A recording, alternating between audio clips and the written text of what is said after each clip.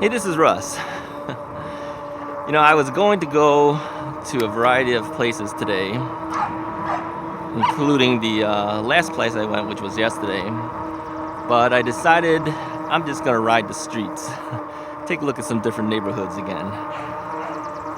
And just talk a little bit about some of the things I've learned since getting an e-bike. Now, we've done this before, but I wanted to talk a little bit more about some more important things that I think everyone needs to know. First thing I wanted to say is range is a big issue, or I should say lack of range. Now, you might think that if you can do 20 to 30 miles, that should be pretty good. Well, in general, that would be pretty good. But let's say you're going someplace far. Like yesterday, I took a ride out to Prospect Heights, and riding there and then riding back was probably about the amount of range I was really able to get. If I tried to go further, I risked the chance of not having enough battery power to get back home. So you tend to cut your trips short just to make sure you don't run out of battery power, okay? So you might not think that 20 to 30 miles would ever be used up quickly, but consider it this way. If you go one direction 10 miles, you got another 10 miles to get back. So you really only have a range of about 10 miles to head out somewhere, unless you're going in a circle or something, which I wasn't doing. Just riding there, riding back, that type of thing. So range is a concern, in my opinion. Getting a second battery is an option, but it's about a $600 option. $550 for the original battery that came with the bike. Sales tax, you're $600. That only gives you another 20 to 30 miles. Now, you might think that you can get more if you have less pedal assist and don't use the throttle as much, but I use that quite a bit. And especially when you're going on streets that you're competing with cars that are doing 45 miles an hour, you don't want to be pedaling at 11 miles an hour, all right? It just doesn't seem right. So I tend to use my throttle a lot when I'm on those big streets, okay? And that's just going to eat up your battery power. So I would say the biggest issue with the e-bike so far is lack of range, not having enough range to go far enough. All right. Second thing, I think, is that you need to have a certain amount of leg strength. I've already mentioned this before that, you all know I had a knee replacement. Many of you guys that watch me are Russ is Right video watchers because of your own knees, but some of you aren't. Some of you may have run into me because you have an interest in e-bikes.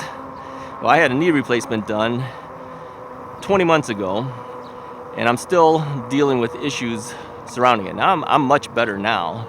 Let's turn on this street here. I don't know where I'm at. I'm just kind of riding for the sake of riding.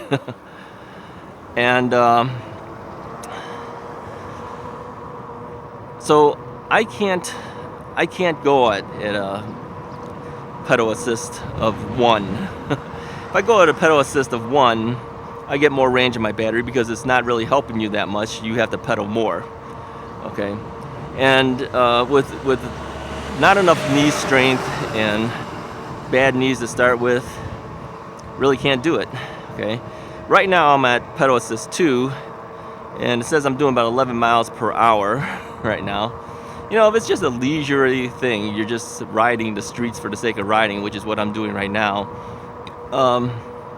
2 is fine. Let me drop down to 1. All right, I'm at pedal assist 1 now. So now I can feel this bike is a lot harder to push. All right, so I could drop my gears down. So I'm dropped down to a level 4, I think. I'm doing about 7 miles an hour. Okay, this is taking forever. Let's speed up a little bit here. Morning. Okay, there was another guy that was over there. Just said hello to him. Didn't want him waiting forever for me to pedal at 7 miles an hour to cross the street, so I throttled up. Okay. Yeah, one is not doable for me. Let me move up here. 2 is doable. 2 will get me about 11 to 12 miles. Let's turn here. Something like that. So, yeah, if you're going for a leisurely pace, I can do a level 2. Go to maybe gear number 6 and pedal. At that point, I tried that out before on a level, well, up and down. I was doing 29 miles. Okay. But you know, wherever you go, you don't know how much hills you're going to encounter. You don't know if it's going to be perfectly flat, so you cannot count on the 29 miles. All right. Those were kind of controlled conditions because I was at the forest preserve and it was a path that just goes in circles, so I know what I was up against. Got 29 miles out of it. So realistically, I would say count on about 25 miles. Now we're basing this on my weight, and I'm a pretty heavy guy. And when you add in all the stuff I carry along with me on my bike, I mean, I carry the heavy bike chain to lock up my bike. That thing's almost 11 pounds, all right? And then I carry all the other stuff. Tire sealant, inner tubes, tools, everything else that's in the back rack and the panniers, and that's like another 10 pounds. So I carry about, let's say 21, 22 pounds worth of equipment. So yeah, that's going to eat into your actual range of how far you can go. And you're not going to be pedaling 100% of the time. You're going to get tired a little bit. You're going to use the throttle. And I typically use the throttle whenever I make turns. I don't pedal when I make a turn. I usually throttle when I make a turn. So that's going to eat up some battery too. So really, I would say a pedal assist level 2 with a gear of about 6. I can count on maybe 24, 25 miles. So if you're going straight, again, you're talking really, 12 miles distance, 12 miles back. That's not enough distance, in my opinion. I need more than that. I usually cut my ride short because I'm running out of battery. It's not because I can't go any farther, because I know I physically can. Battery just won't give it to me to go that far, okay? So, all right. This road is going to take me to a major street intersection, and I don't want to do that. So I'm going to turn myself around. Now, you figure you got a whole road here, you should be able to make a U-turn, but you know what? It's not that easy to do. Not on this big bike. So I usually just jump off and physically turn myself around. All right, back up again. Which brings us to another point. Brings me to another point here.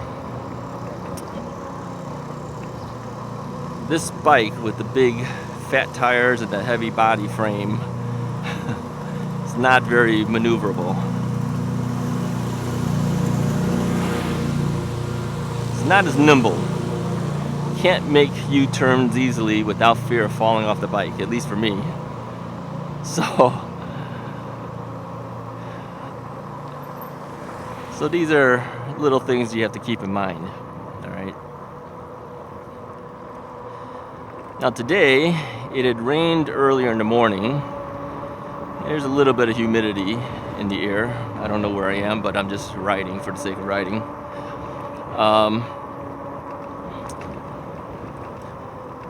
If it's too hot, I don't want to go riding, all right? That's just the way it is. If it's too humid, I don't want to go riding. I like riding when it's cooler. I like a little bit of breeze. I like a little bit of, I don't want to be sweating all the time. Okay. Now, we started out, and again, you see me licking my lips. I'm drying out as I'm talking. That's the problem. Time to take a swig of water.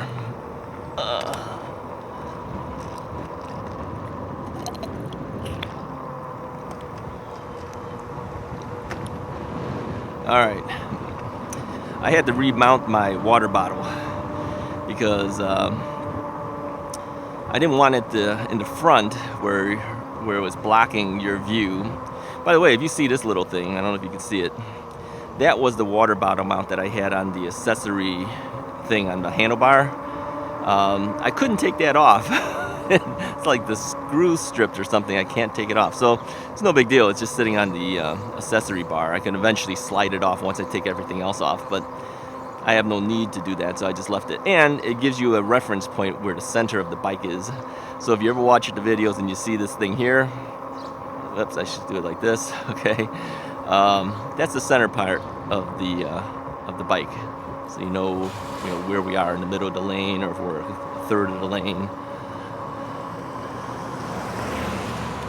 All right, let's see. Do we go left or right here? Let's go left. Oops, better stop.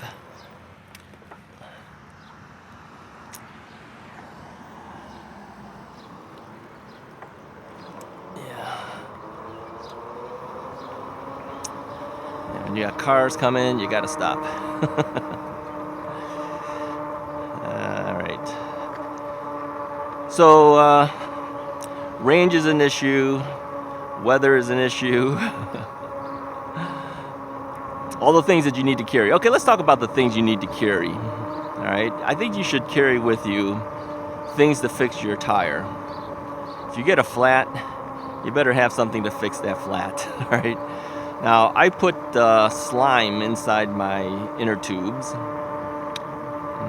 and that was the reason I caused the inner tube to pop, right? Because I didn't know how to put on the tube properly.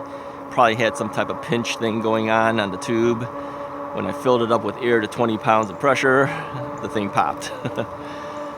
In a sense, I'm glad that happened because that taught me how to fix a flat, and now I have no fear of fixing the flats because I know how to do it. You got to carry things to fix a flat, right? So all the things that are necessary, which would mean carrying wrenches, tire levers, and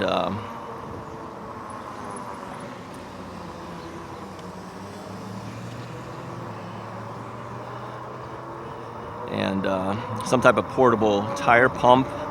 Okay, now I have a portable tire pump. It's one of the hand ones, but after pumping up the tire, I used it's not a foot pump, but you kind of put your foot on the thing and then you hand pump it. One of those long throw type things. That still took a while to pump up. So I kept thinking, with the small portable one that I carry, man, that would take me forever. You'd be pumping like 200-300 pumps just to fill the tire. So I'm beginning to think it might be worth the investment, spending $45-50 and getting an automatic tire pump that's battery operated. These are like lithium ion battery, rechargeable batteries, and leaving that in the panniers as well, so that if I do get a flat, I can automatically pump it up. So these things just keep adding to the cost of the overall cost of bike ownership. All right, which is another drawback. Okay, the bikes are pretty expensive as they are. You add in all the accessory stuff you're gonna have to buy. I would say I'm into it so far around $2,500, something like that.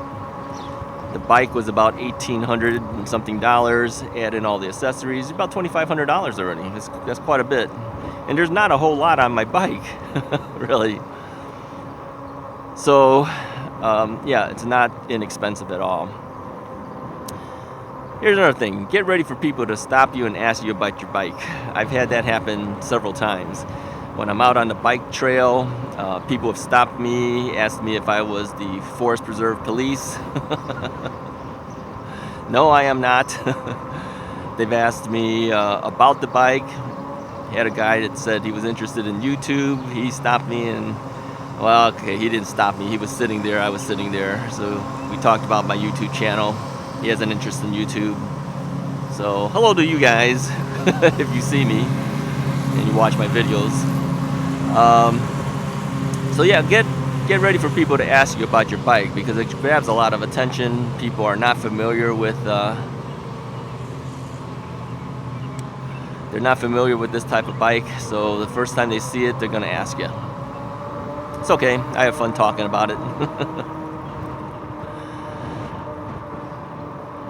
Alright, so what else? Where can you ride? Well, we're about ready to lose video here, so I'm going to stop and start us back up again. Where can you ride? Now, you know, I started out riding the forest preserves, those trails, okay? Those are probably your best bet to start out at. But quite frankly, doing that all the time is not that interesting. I mean, if you're training for some type of bike race or something like that, I can see maybe doing that, okay? And I've also gone on those paths that are under the high tension wires, which we're kind of close to right now, it looks like. Should we do that? Nah.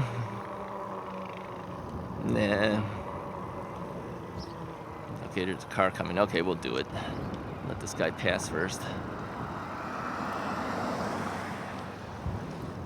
Let's go this way. Alright, so we'll go leisurely down this one, and then we'll come back. Where can you ride? If you start out with these things, paved paths, that is probably the safest ride you can do. I mean, the only thing you have to deal with is people walking, running, rollerblading, biking, okay? But you don't have cars, all right? But if you do this enough, you kind of get bored of this too. I mean, I like seeing grass around me. I like seeing the trees around me, all that type of thing. But you kind of get bored of it after a while. So I started riding the streets. Now, I will say that going on the streets is a little scary initially. First off, you got to get used to the bike, which a lot of us aren't really that used to when we first get the bike. Got to get used to it. There's a weight factor. These guys are cutting grass. There's definitely a weight issue, and because it's so heavy and you're not used to it, you can fall off the bike real easy. So you need to practice before going out on the street, okay? But now that I'm able to do the streets, I find just going around neighborhoods is more interesting. There's different things to see then versus seeing the same stuff over and over. And so I don't mind doing that. But I would like to get out further. Okay? One day I can see myself buying a secondary battery, but I really don't want to buy the battery that came with this bike, because I know I'm still limited in distance. I think in time, let's say a year or two goes by, maybe battery technology would be better. And then instead of maybe giving me a range of say 25 miles, maybe that battery will now do 40. Okay? I think at that time, that's when I would consider buying a secondary battery to extend my distance. Now I'm saying that now, but you all know that eventually I'll probably get something. Alright, well, not working, not having extra money to just blow off like that, I don't think so. Which brings us to an alternative. Buy a bike rack, okay? You can't just buy a typical bike rack. You got to buy the ones that can handle this bike. Because really, you're talking something that's 70 to 90 pounds, depending on which bike you buy. You have to have specialized e-bike racks. Now, some people put motorcycle racks on their cars. And you have to have a hitch. You got to have one of those 2-inch hitches. And so you got to do an installation on the bottom of your car, all right? And then on top of that, you got to buy the rack. Bike racks could cost you $400 or more. And the motorcycle ones could cost you maybe $200. $150 to, let's say $150 to $300, something like that. So the motorcycle racks, which hold heavier weight, cost less than the bike racks. Why is that? And the reason is because you have to strap down these motorcycles. The bike racks have special things that kind of make it easier for bike riders to attach. But if you learn how to strap the bike down, you could save yourself some money and buy a motorcycle rack. So I think in time, if I ever get one, that's probably what I would end up doing. Okay, we're gonna have to turn around because I know that they have all construction going on this this sidewalk. Let's see how well they've done so far. Let's see if they've changed anything. But I don't think so because I see all this construction stuff. I think eventually it still says sidewalk closed. Here, I'll show you guys. Sidewalk closed. So you can't even get down the sidewalk to get down to the bike path because they've closed it all off for you. So the only thing you can do is turn around. So again, gotta walk across it and turn around. It's not that easy to do with a big heavy bike. All right. See all that construction stuff? Gee whiz. Look at that. Let me angle a little bit here. Can you guys see that? Yeah, terrible. That's gonna be a long time. They've got that up and down the entire street. So, yeah, you could buy a bike rack. All right, we keep bumping into this the cell phone thing. Whenever I turn, I bump into the cell phone thing. So I got to remember to fix you guys back up, or you won't be able to see me too well. So these are just some things that I've noticed since riding the bike. Things that eventually I know I'll be spending even more money if I want to extend my ranges. Otherwise, I'm stuck in the neighborhoods. I'm just stuck in this general area because the battery will hold me back. So yeah, those are the major things, I think. Lack of range due to the battery. Costs you a lot of money to ride. Okay? Got to buy a lot of accessories. Always fear that someone's going to steal your bike if you lock it up somewhere. You know, people always say, you could use your e-bike to, go grocery shopping and do all that stuff. Yeah, my wife and I have done that, but we have two riders. We both go at the same time. She goes into the store and gets the stuff. I watch the bikes. I transport stuff on my bike because I have a front basket and I have a rear rack, but we've been putting everything in the front basket. So unless you have both people going, you're gonna have to lock up your bike.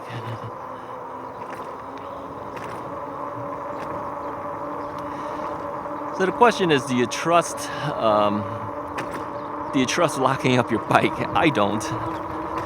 First off, I wouldn't leave the battery. If they even just steal the battery, you're out $600. So you got to bring the battery in with you. That weighs about 8 pounds. Okay, what are you gonna do? Put that in a backpack? I guess you could. Now you got to have that strapped to your back. There are some issues. Yeah, it's not as cut and dried as you might think.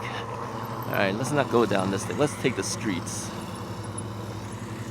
All right, let's see where this goes. I don't know what road this is, but we're taking it anyways. So, yeah, everything is not as easy as you think.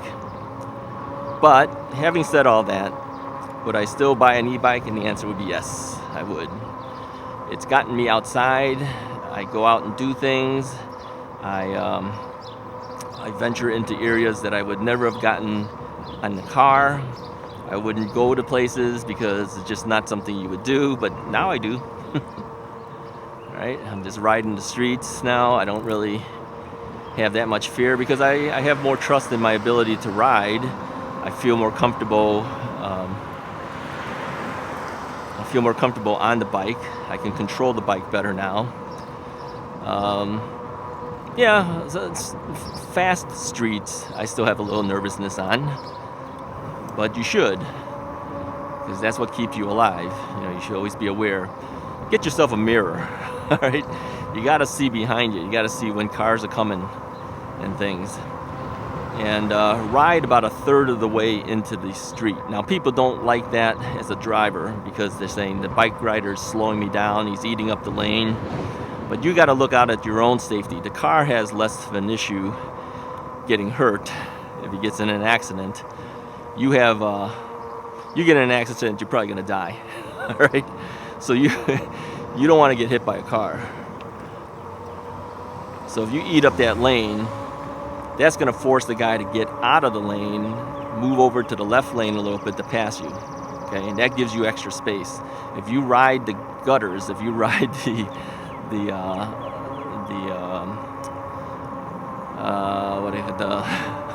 what do they call that thing?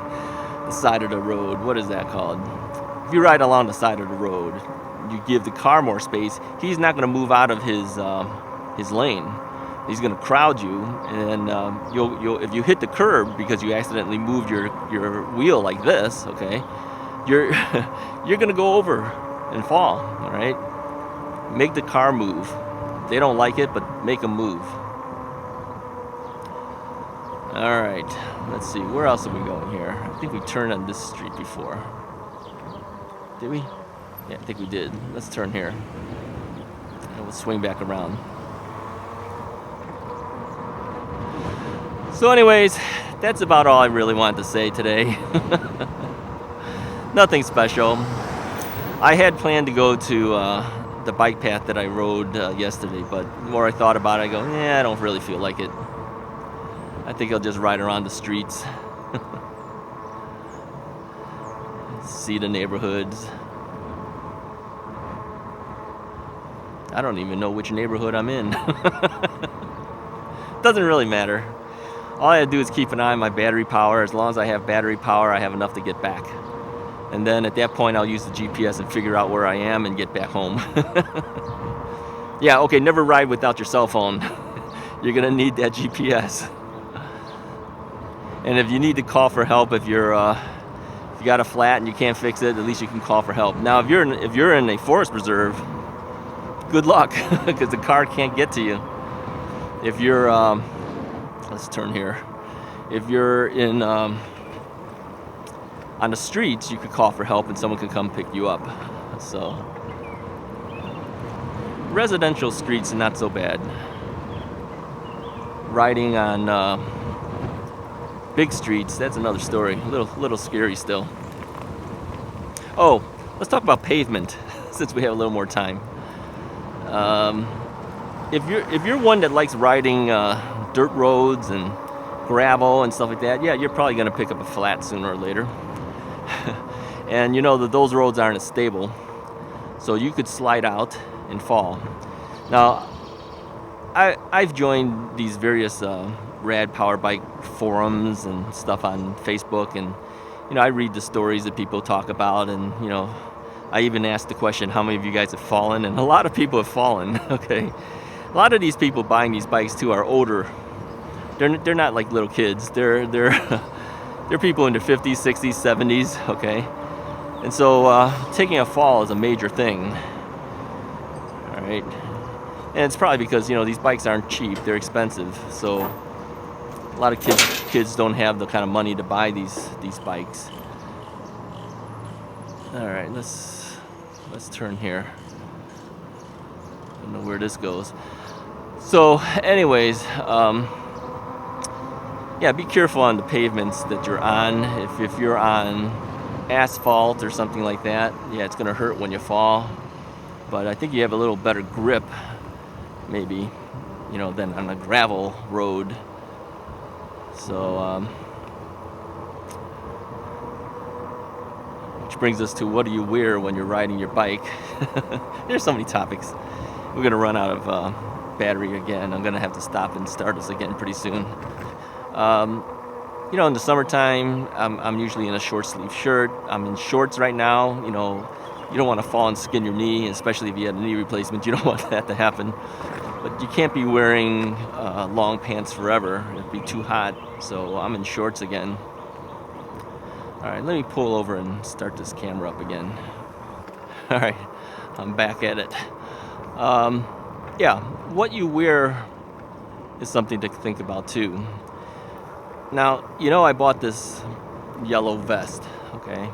Actually, I think it was probably the best thing. As weird as it looks, it stands you out. Now, I did a video yesterday where another guy was riding in front of me on a bike path. He was wearing all dark clothing. It's kind of hard to see him. Yeah, he kind of blends in. And so if I could barely see him, what do you think a car would be? It's the same thing. They can't see you very well. You just kind of blend into the backgrounds of this stuff. So that is the reason why we wear black, by the way. Wedding photographers wear black all the time. All right, I'm heading the wrong way because we're heading back to the major streets here. Okay, there's one I can turn on here. So getting the vest, I think, was important. It stands you out. People see you, and maybe they won't run into you when they're riding in their cars. So get a vest. All right, these aren't that expensive. I don't know how much this thing was. $16, $17, something like that.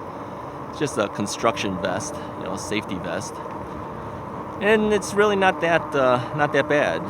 It's perforated. It's nylon material, but the wind blows right through it, so I don't feel it.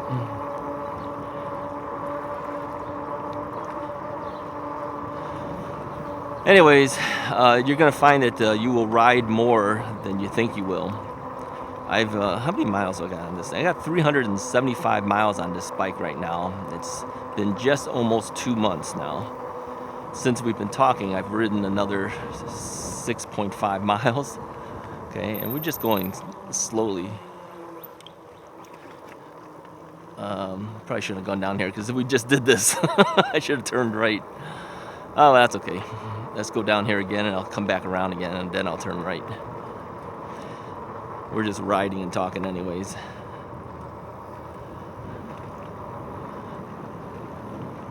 Going up hills, tend to use the throttle more.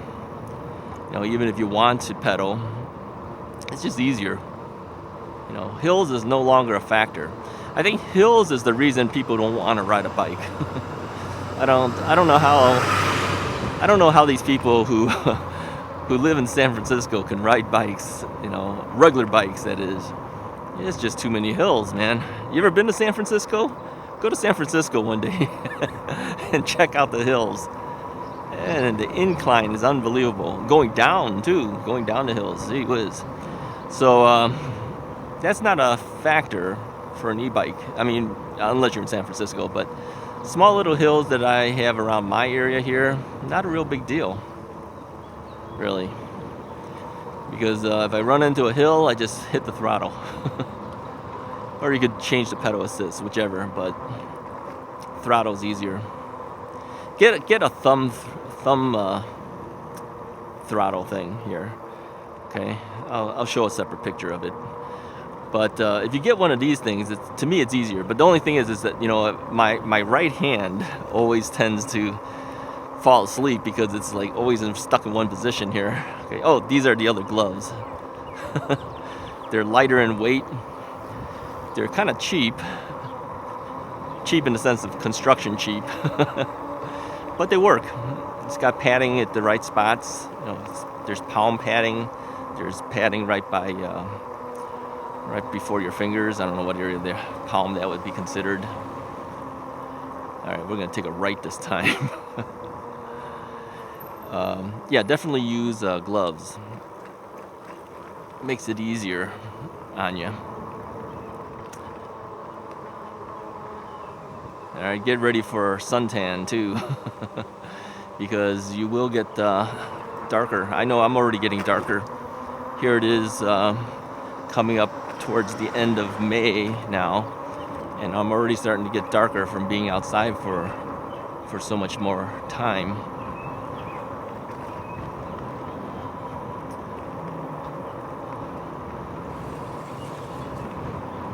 Anyways, this is just riding up and down streets, areas that I'm not as familiar with. I don't even know how I got to this area. And yeah, a lot of lawn maintenance guys are cutting grass.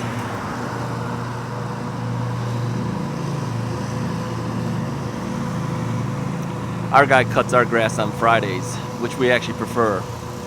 Kind of gets a clean looking lawn if you ever have a party on a Saturday or a Sunday, right? our guy comes out on Fridays. Yeah, you might wonder, why aren't you cutting your own grass? Well, my knee. Just pushing the lawnmower was an issue for me. So yeah, I don't cut my own lawn. I actually hire somebody to do it.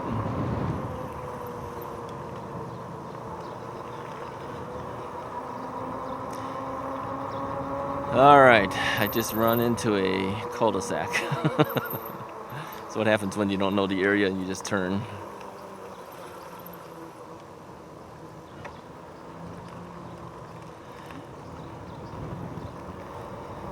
Okay.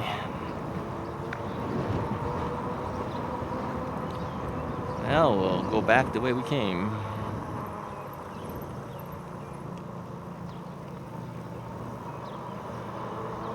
Alright, anyways, I think this video is long enough. I've said what I needed to say. Hopefully you liked the scenery today, seeing various neighborhoods in this general area. And